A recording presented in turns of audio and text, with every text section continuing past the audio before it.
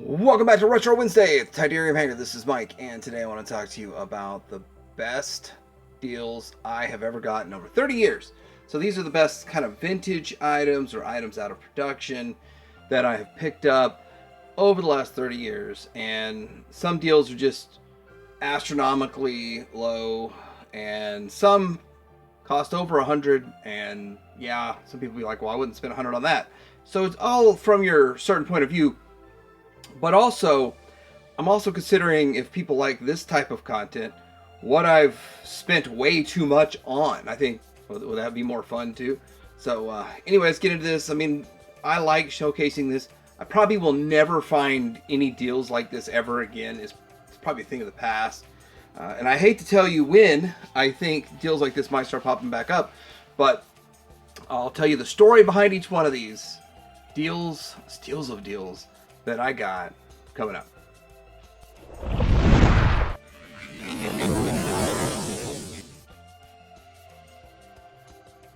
All right, first of all, I'm gonna start out with this carded vintage Kenner Yoda. Now, I traded my buddy this for an AT-AT tray, and the thing is, he really was just trying to get an army of AT-ATs, and he pulled this out of what he called his beater box. He wanted everything AFA rated 80 and up or 85 and up, and that was what he considered part of his collection. So this to me was like a $200 figure. A complete AT-AT was going for around $200, so it was an even trade dollar-wise at the time. But I would never have spent $200 on... This is before I spent $100 on a figure. Never paid $100 for any figure. I think this is a 32 back, but I am so thankful that he traded it to me, and I have it in my collection. Get to keep it in my collection forever. And yeah, I would have never ever paid that much for it. $200 nowadays. I think they probably go for double that, like $400. But it's still one of those things that I had at the time, probably 7 or 8 AT-ATs and AT-ATs. I didn't really need that many, and I started kind of scaling them down because I was picking up Imperial shuttles and making room for shuttles. But at the same time, he was excited to get another AT-AT to add to his collection, and I'm very thankful. So thanks, Trey, for the Yoda trade. Oh, well, I had $50 in the AT-AT. Next up is the 1985 Power of the Force Tatooine SKIFF. Now, this was an eBay auction, I don't know, 15 years ago, and it went for $105. Now, it was missing parts, and I had another one that I was trying to complete, and I was looking at it as, well, I'm going to complete... I'm going to complete mine with the parts that were on this. But I can't even remember if this is the one that I got in the auction or this was my other one I was working on. Either way, between the two of them, I made one whole for $105. I was really pleased and happy with that. And probably $50 worth of figures that were in the lot too. I didn't even count that. So pretty good value, pretty good deal. I know that somebody somewhere got one of these on eBay. I saw it completed for $150. That's another amazing deal, but it was not a deal that I got. So this is $105. I was thankful to have gotten this. And once I got this, I really stopped looking for SKIFFs because I got this one and the one I got from Sean at Dallas Vintage Toys for $250 like 14 or 15 years ago. They go for way more than that in a box now. But I'm just thankful to have a loose one boxed, and my parts one that, yeah, I still use the 90s one if I'm going to be doing a video or something and there's a chance it could break. Hopefully, zero chance it breaks in this video. Number 8 on my list is the Gnarly Bat. The Gnarly Bat I got for $20, and I've seen them sell for as high as $150. But Steve at Dallas Vintage Toys had this several years ago, and it was one of the 4 I was missing for the Gnarly Bats. 4 Rock Lords. The GoBots Rock Lords had these Gnarlies. And they're really weird. They almost look like little mice, but they're not mice. They are different animals. This one's a bat. And as you can see by the bat head. And then when you roll it, the head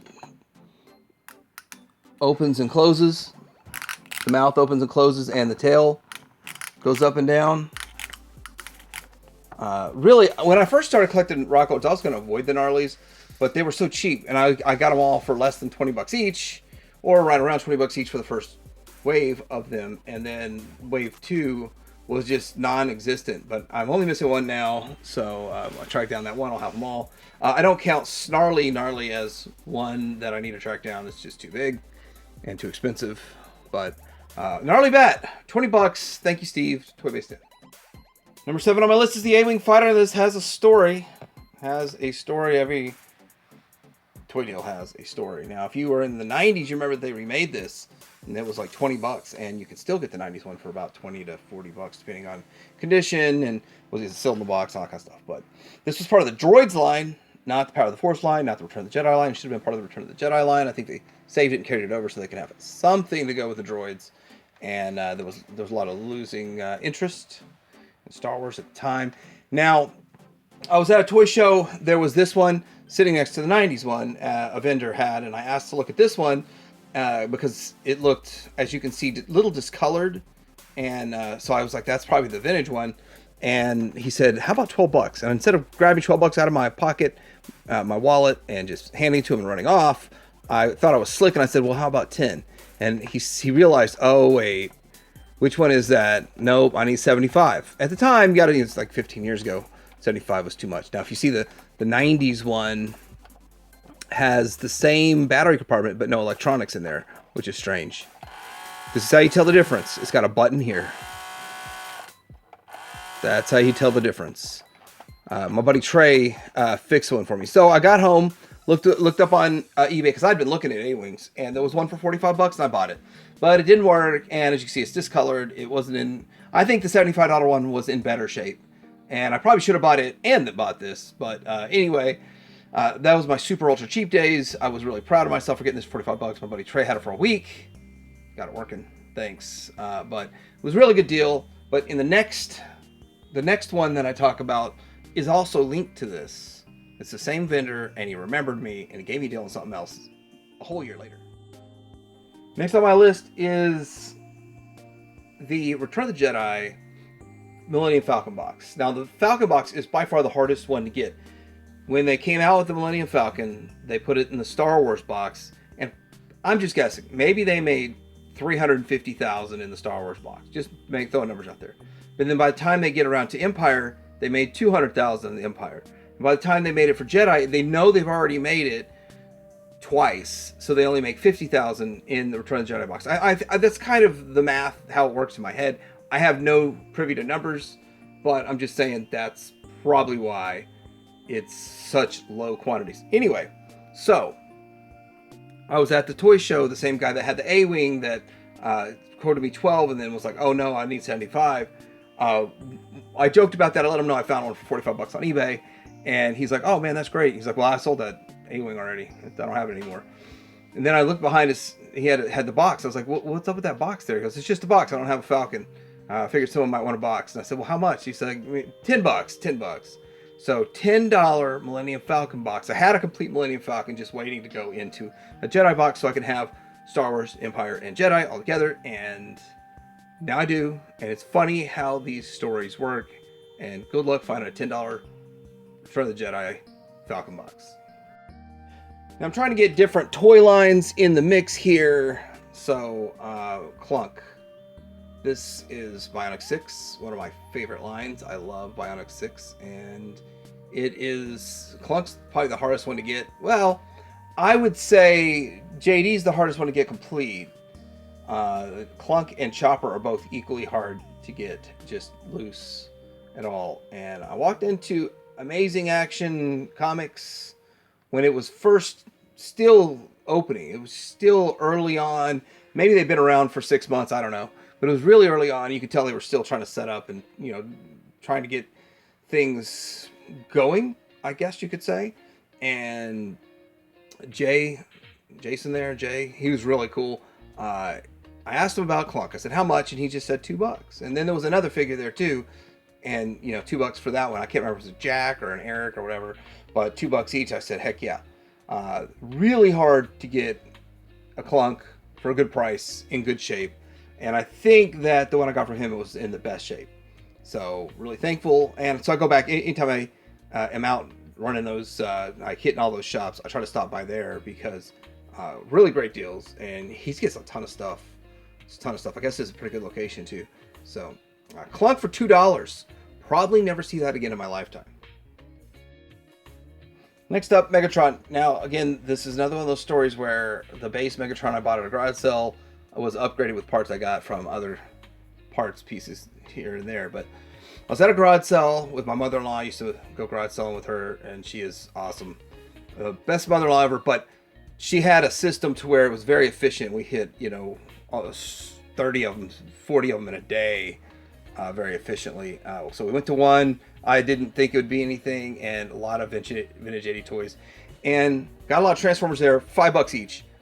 Got a Megatron. I think the one I got there had a broken cannon, but the cannon was present, and later on I found a part to fix it. So a little lower on the list, a $5 Megatron, but it didn't have any of these parts, so I had to go get the cannon separate and all the other parts separate and upgrade it. So the fact that I have like 5 of these, and I kind of just recently put all of them together to where they're whole and unbroken. But I think this is the one I got at the garage sale for $5. It's really hard to tell this day and age, and as many of these, I've took them all apart, rebuilt them, but I used this one in my reviews, and it eventually started as a $5 pickup at a garage sale back in, I don't know, the early 2000s. All right, next up, Mace Windu lightsaber. Now, this was another garage sale find, and I got to the garage sale, and I didn't really see anything there I liked except for the lightsaber, and I was afraid to ask. In my mind, I thought, would he take 40? Do I want to spend 40 today? I didn't really expect to spend that much money today. And so, and then this was probably like early 2000s or whatever, whenever, I don't even remember the date, but I took it up to the guy and I said, how much you want for this? And he said, I don't even think it works. How about $2? And just, if it works, cool. If it doesn't, you know, no big deal, just $2. Just couldn't get that $2 out of my wallet fast enough. Go home, put some batteries in it. It works.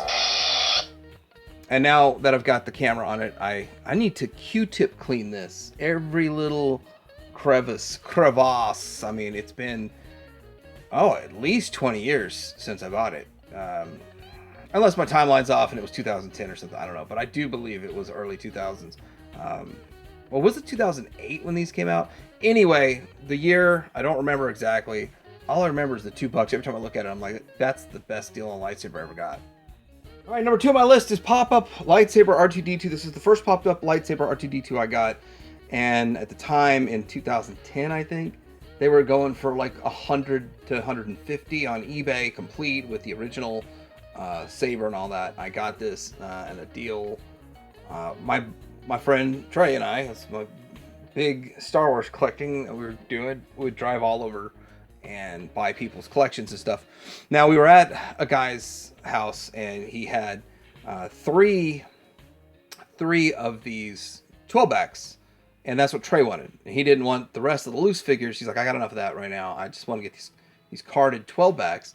He got 3 12-backs for $100. Then he turned around like a year later, sold them to me for 3 for $300, which is still an amazing deal. He tripled his money, triple his money, but I still got an amazing deal on those, so I was happy about that. But this was a loose collection for $75. So what I did with a cost analysis, which I didn't really want to do collections on this, but I bought the collection. I didn't even know this was in it. I was just buying it saying, okay, each figure is going to cost me like $1.25. Each vehicle's $5. And, you know, just that's how I was doing it in my head. Okay, for $75, it's definitely a good deal. And I'm definitely going to get it. And I got it. But as we were driving home and I was looking through the figures, I found that there was a hole in his head. There's a hole in my head that can only be filled. Now, there was no lightsaber with it, so, I mean, that is a thing. But my first pop-up R2-D2 lightsaber. Now, this brings up another discussion. So you get something, this is a beater. This is not cherry, pristine. This is not something you would AFA grade, which I would never AFA grade anything unless I was just trying to sell it and trying to squeeze the buyer really hard. That's why you AFA grade stuff, so you can squeeze, instead of 100, you get 500 or something for the same exact thing. But this was kind of a symbol to me that I actually had the figure, so I didn't progress, because I had not bought a figure for $100. I have not spent $100 on one action figure at that point in time, unless you count like Masterpiece Transformers, but that's a whole different ball game. Like, I can't see spending $100 on this. Nowadays, people charge like $600 or whatever. I haven't looked them up lately. So I could have gotten a pristine, perfect one for about $100 is what I'm saying. And I didn't go that route, although I probably would have had I not found this. I probably would have gotten that route. But now there's the stand solo option, which is very nice. So I'm happy with that. I got 3 of that one. So for about the price that one of these would have cost me back in the day. And so it's a double-edged sword, but it's still the best deal for what I allocated as $1.25. Number 1, grand finale. Greatest deal I got in collecting is a blue Snaggletooth, which originally came with a playset. It was a Sears playset, and then they realized that they got the dimensions wrong, the sizing wrong, the color wrong, and then he got stopped producing. Now, I will tell you this. As rare as people think it is, as expensive people think it is, if you go online and there's 12 or 15 of them, that's not rare. It is a supply versus demand versus supply thing, and that's why people want like $400 for it. $365. Give you a good deal at $300. I found this one. I was looking for Hot Wheels for my buddy, and I don't like Hot Wheels, or I don't hate them or anything. It's just I don't collect it, and so I just lost in that whole little world of what do you even want. And so I don't usually look at Hot Wheels, but I was looking in this barrel. It was literally a barrel, and I started finding some Star Wars figures, and then I found him. And I held him up and I asked, how much are these Star Wars figures? And he said 50 cents each. But I dug out 33 Star Wars figures. And I said, how about 15 for 33, which made them less than 50 cents each. But I'm going to allocate 50 cents to him. Those are the folk tale stories that you never, ever seem to see, but you hear. 50 cents for a blue Snaggletooth. And it's my greatest deal I ever got. And I was very happy for it. He's got some discoloration on his torso, not the end of the world. And here's the other thing. I would have never paid $100 for this figure. I would have never. Because to me, I have a red Snaggletooth. I don't need a blue Snaggletooth. He's considered a variant. Variants are unnecessary if you're trying to complete the original vintage run. Especially if you're trying to do a carded, because he was never carded. So with that, I would have just been like, oh yeah, I don't have one of him. I'm not worried. So I got him 50 cents. I got another one for like 60. Then I got another one for 60, but I hooked my buddy up with it because he was not having the best day ever. And I was like, hey, why don't I just pass this deal on to you? And that made his day. So it was one of those things. And now he's got like 7 of these bad boys. But I only have 2. And then I got one that's on a custom card. So a lot of fun stuff. But 50 cents for a blue Snaggletooth made my day. And I still... this day and age, I don't think it's worth it. I don't think you find deals like this at garage sales anymore, but if you do, let me know.